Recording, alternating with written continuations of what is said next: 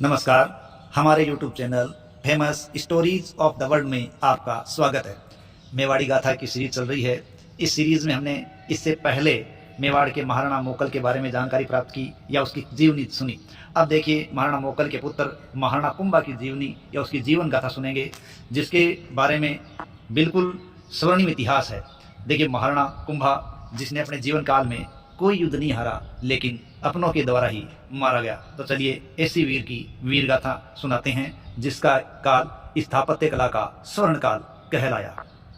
देखिए महाराणा कुंभा है वो महाराणा मोकल और सौभाग्य देवी के पुत्र थे। सौभाग्य देवी परमार राजकुमारी थी। जब कुंभा शासक बने तो अव्यवस्थाओं का आलम था, लेकिन कुंभा ने अपनी सूझबूझ और कूटनीति के सहारे उन सभी कठिनाइयों पर विजय प्राप्त की और आंतरिक और बाह्य कठिनाइयों से अपने आप को बचाया। अब देखते हैं कि कुंभा के सामने कौन सी कठिनाइयाँ थी। प्रारंभिक कठिनाइयाँ, इससे पहले वाले चैप्टर हमने देखा था कि मेवाड़ के शासक थे क्षेत्र सिंह। ठीक है, तो हम क्षेत्र सिंह से बात करते हैं।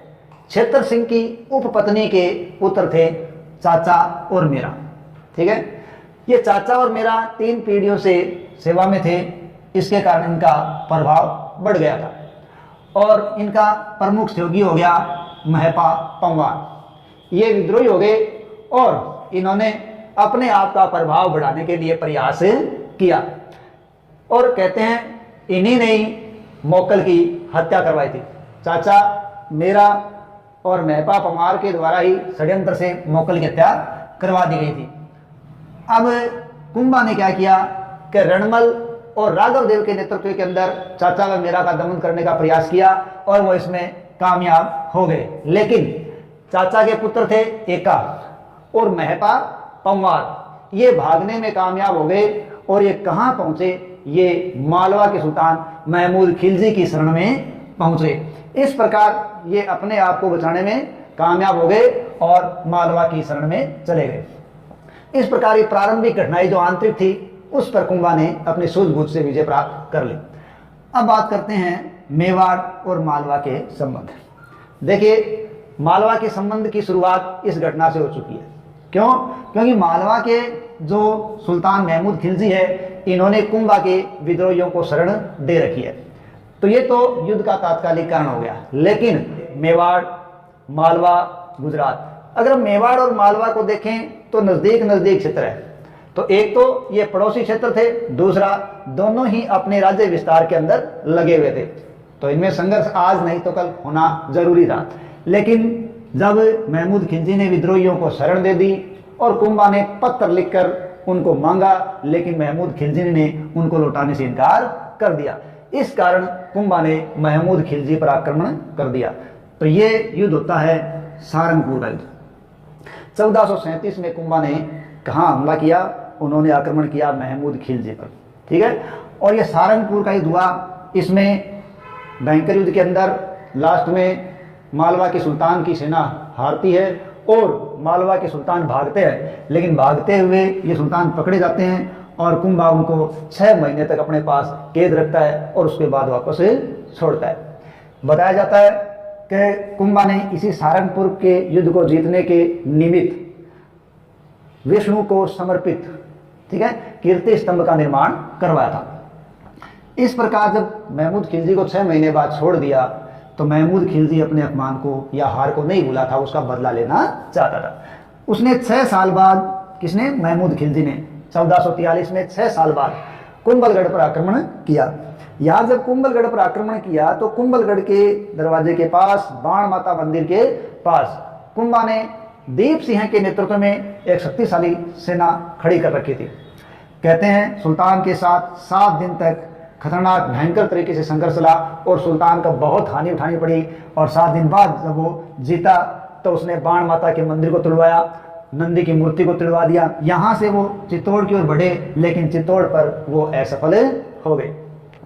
इसके 3 साल बाद महमूद खिलजी ने पुनः आक्रमण किया और मांडलगढ़ से वो कहाँ बढ़े? चित्तौड़ की तरफ, लेकिन ये असफल हो गए। अंतिम आक्रमण की बात करें तो 1456 में महमूद खिलजी ने मांडलगढ़ पर आक्रमण किया लेकिन ये आक्रमण भी उनका असफल हो गया। कुल मिला के कुंभा है वो अपने क्षेत्र को बचाने में सफल रहे। अब बात करते हैं कि मेवाड़ के गुजरात के साथ क्या संबंध थे। तो मेवाड़ के दक्षिण की तरफ ही देखें गुजरात है और दोनों के क्षेत्र भी नज़दीक नज़दीक है।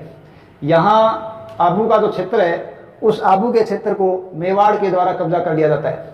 क्यों? उनको मानना था कि गुजरात का जब आक्रमण होगा तो एक मध्यस्थ के रूप में आबू काम कर सकता है और वो एक बचाव का केंद्र हो सकता है, इसलिए मेवाड़ ने आबू पर कब्जा कर रखा था।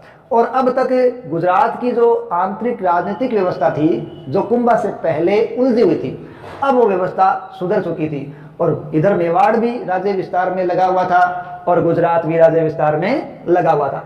तो गुजरात की व्यवस्था है वो संभल गई, दोनों क्षेत्र विस्तार में लगे हुए थे। मेवाड़ और मालवा आपस में संघर्षरत थे।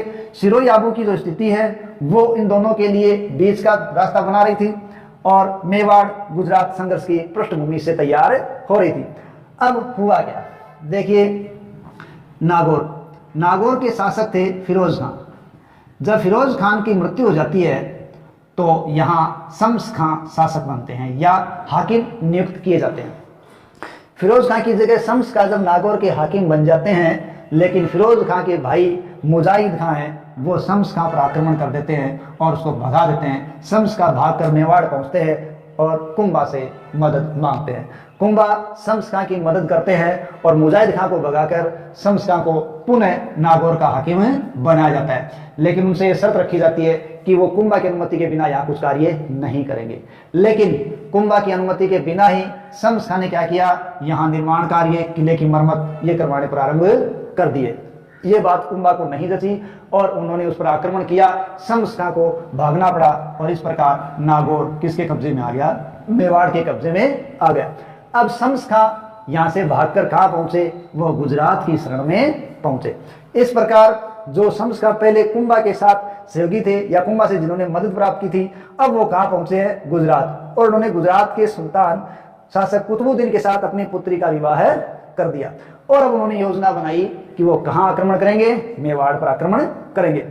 तो जब गुजरात से कुतुबुद्दीन मेवाड़ पर आक्रमण करने के लिए निकले तो आबू के देवड़ा शासक ने सुल्तान से प्रार्थना की कि वो मुझे आबू प्राप्त करने में मदद करे, क्योंकि आबू है वो कुंभा प्राप्त कर चुके थे और अब देवड़ा शासक है वो गुजरात से याचना कर रहा था कि वो उसको आबू वापस प्राप्त करने में मदद करे। इसके लिए गुजरात के शासक कुतुबुद्दीन ने क्या किया, सिरोही के देवड़ा शासक की मदद के लिए मलिक साहिबान को आबू की तरफ रवाना कर दिया और खुद वो कुंभलगढ़ की तरफ रवाना हो गए। लेकिन जब उन्हें पता चला कि मलिक साहिबान है वो हार गए हैं तो कहा जाता है कि मेवाड़ जाते हुए कुतुबुद्दीन भी वापस लौट आए। लेकिन यदि इतिहासकार फरिश्ता की बात स्वीकार करें तो ये आता है कि कुंभा है वो इनसे हार गए और कुंभा ने कुतुबुद्दीन को धन देकर अपना पीछा छुड़ाया, ऐसा कहा जाता है। लेकिन अन्य इतिहासकार ये बात स्वीकार नहीं करते। आगे पता चलता है कि जब कुतुबुद्दीन वापस आ रहे थे कहाँ से, मेवाड़ की तरफ से, तो रास्ते में उनको महमूद खिलजी का प्रतिनिधि ताज खां मिलता है। ठीक है, मालवा के शासक है महमूद खिलजी और महमूद खिलजी का प्रतिनिधि कौन है, ताज खां। वो ताज खां इनको जब रास्ते में मिलता है किसको, कुतुबुद्दीन को, तो वो इनके बीच एक समझौता करवाता है।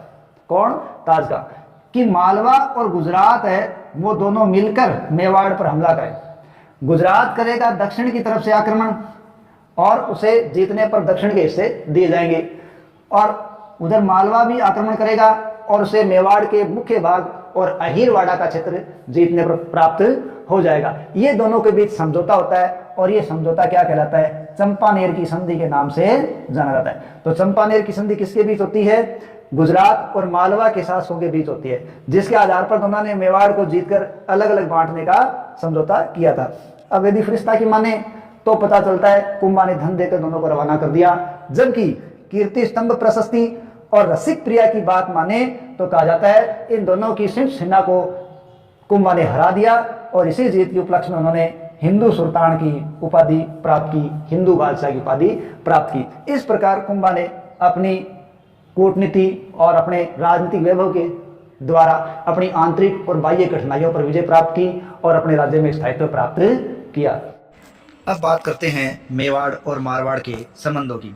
देखिए, पहले गाथा के अंदर हमने देखा था कि राणा लाखा की शादी हंसाबाई से वृद्धावस्था में होती है, क्योंकि मारवाड़ के राव रणमल है वह अपनी बहन हंसाबाई का विवाह महाराणा लाखा से इस शर्त पर करते हैं कि हंसाबाई से उत्पन्न पुत्र ही राजा बनेगा, जो कि मोकल राजा बना।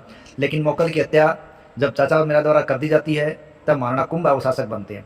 लेकिन इस दौरान होता क्या है कि रणमल जो कि हंसाबाई का भाई था वो अपने भांजे मोकल के शासनकाल के अंदर और बहन हंसाबाई के प्रभाव के कारण मेवाड़ के अंदर अपना प्रभाव बढ़ाना शुरू कर देता है। और हंसाबाई जो कि लाखा के बड़े पुत्र चूड़ा को शक की दृष्टि से देखती थी, तो चूड़ा है वो मांडू जा चुका था, इसलिए उस परिवार से कोई खतरा नहीं था। लेकिन चूड़ा का एक भाई राघव देव जो यहाँ था और यहाँ मेवाड़ के लोगों का सरदार था, तो रणमल ने धोखे से राघव देव को मरवा दिया।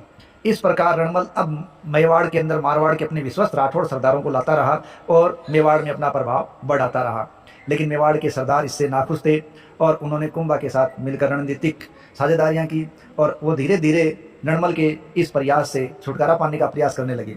और अंत में उन्होंने रणमल की दासी या प्रेयसी भारमली के जरिए रणमल की हत्या करवा दी। जब रणमल की हत्या करवाई गई उस समय में उनका पुत्र जोधा मेवाड़ में ही था। कुंभा ने प्रयास किया कि साथ ही साथ जोधा को भी मरवा दिया जाए, लेकिन जोधा वहाँ से भागने में कामयाब हो गया। और कुंभा जानते थे यदि जोधा है वो मंडोर पर जाकर कब्जा कर लेगा तो ये मेवाड़ के लिए नुकसानदायक हो सकता है, इसलिए उसने कुंभा ने जोधा का पीछा जारी रखा और उसे मंडोर से दूर रखा, बीकानेर से लगभग 10 कोस दूर ही रखा। ये घटना जो रणमल को मारे जाने की वो 1438 को घटी। लेकिन इसके बाद कुंभा ने कभी भी जोधा को मंडोर पर कब्जा करने नहीं दिया, हालांकि वो बार बार प्रयत्न करना लेकिन हर बार असफल हो जाता। लेकिन अंत में क्या हुआ, 1453 के अंदर हंसाबाई के बीच बचाव करने पर मेवाड़ और मारवाड़ के अंदर संधि हो गई और राव जोधा ने अपनी पुत्री श्रृंगार देवी का विवाह कुंभा के पुत्र राईमल से कर दिया और इस प्रकार मेवाड़ और मारवाड़ में पुनः मित्रता हो गई। तो इस प्रकार मेवाड़ ने मारवाड़ को अपने अधीन या पक्ष में बनाए रखने में कामयाबी प्राप्त कर ली। इस प्रकार मेवाड़ का ये योद्धा कुंभा एक अच्छा योद्धा था और वीर था, जिसने अनेक कठिनाइयों पर विजय प्राप्त करते हुए अपने मेवाड़ को एक चरम शिखर पर पहुंचा दिया था। लेकिन ये केवल कुशल योद्धा ही नहीं था, बल्कि कला का प्रेमी भी था, विद्यानुरागी भी था, जिसने अनेक ग्रंथों की रचना की तथा अनेक इमारतों का निर्माण करवाया, जिसमें चित्तौड़ का कीर्ति स्तंभ विशेष रूप से उल्लेखनीय है। इसके अलावा कुंभा ने हर संभव प्रयास किया कि उसका राज्य अक्षुण्ण बना रहे, लेकिन कुंभा के अंतिम दिन है वो अच्छे नहीं बीते, क्योंकि कहते हैं उनको अंतिम दिनों में कोई उन्माद रोग हो गया था और इस प्रकार वो एक जलाशय के निकट अपना अंतिम समय बिताया करते थे। और ऐसी अवस्था के अंदर ही उसके पुत्र उदा ने 1468 में मौका पाकर कुंभा की हत्या कर दी। इस प्रकार ये वीर योद्धा अपने पुत्र के हाथों 1468 में मारा गया। तो ये था हमारा कुंभा का कथाकोश। आशा है आपको ये कुंभा का कथाकोश पसंद आया होगा। यदि हमारा ये प्रयास आपको अच्छा लगा है तो अपना प्यार दुलारे से बनाए रखें और चैनल को सब्सक्राइब करें, कमेंट करें, लाइक करें और आगे से आगे शेयर करें। धन्यवाद।